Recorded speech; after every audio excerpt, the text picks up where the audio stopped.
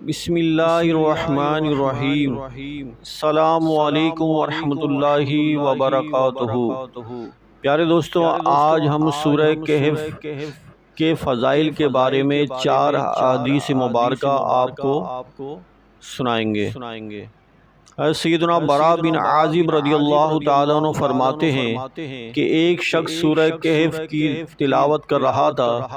ان کے گھر میں ایک جانور بندھا ہوا تھا۔ اچانک وہ جانور بدکنے لگا۔ اس شخص نے دیکھا کہ ایک بادل نے اس کو ڈھانپا ہوا ہے۔ اس شخص نے حضور اکرم نور مجسم صلی اللہ تعالی علیہ وآلہ وسلم سے اس واقعے کا ذکر کیا تو آپ صلی اللہ تعالی علیہ وآلہ وسلم نے فرمایا، اے فلاں، تلاوت کیا کرو کہ یہ سکینہ ہے جو تلاوت قرآن کرتے ہوئے نازل ہوتا ہے۔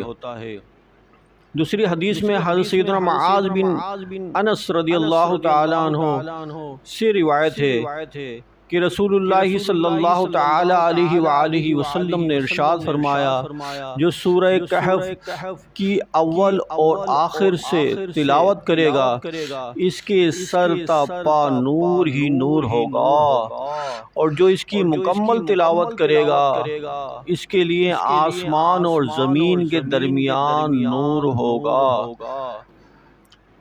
ایک اور حدیث میں ہے سیدنا ابو سعید خدری رضی اللہ تعالی عنہ سے روایت ہے کہ نبی مکرم نور مجسم صلی اللہ تعالی علیہ وآلہ وسلم نے فرمایا، جو جمعہ کے دن سورہ کہف پڑھے اس کے لیے 2 جمعوں کے درمیان ایک نور روشن کر دیا جاتا ہے۔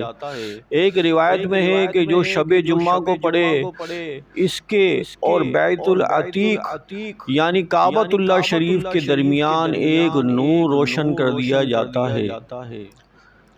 سورہ کہف کی مزید ایک اور حدیث میں فضائل آئے ہیں کہ حضرت سیدنا ابو درداء رضی اللہ تعالیٰ عنہ سے روایت ہے کہ نبی کریم رؤوف الرحیم صلی اللہ تعالی علیہ وسلم نے فرمایا، جو سورہ کہف کی پہلی 10 آیتیں یاد کرے گا دجال سے وہ محفوظ رہے گا، دجال سے وہ محفوظ رہے گا۔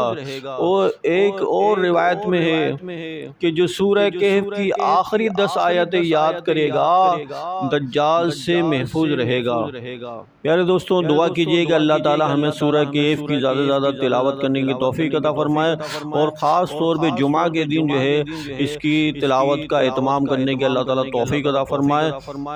پیارے دوستوں، اگر ویڈیو اچھی لگی ہے تو زیادہ زیادہ دوستوں کو شیئر کریں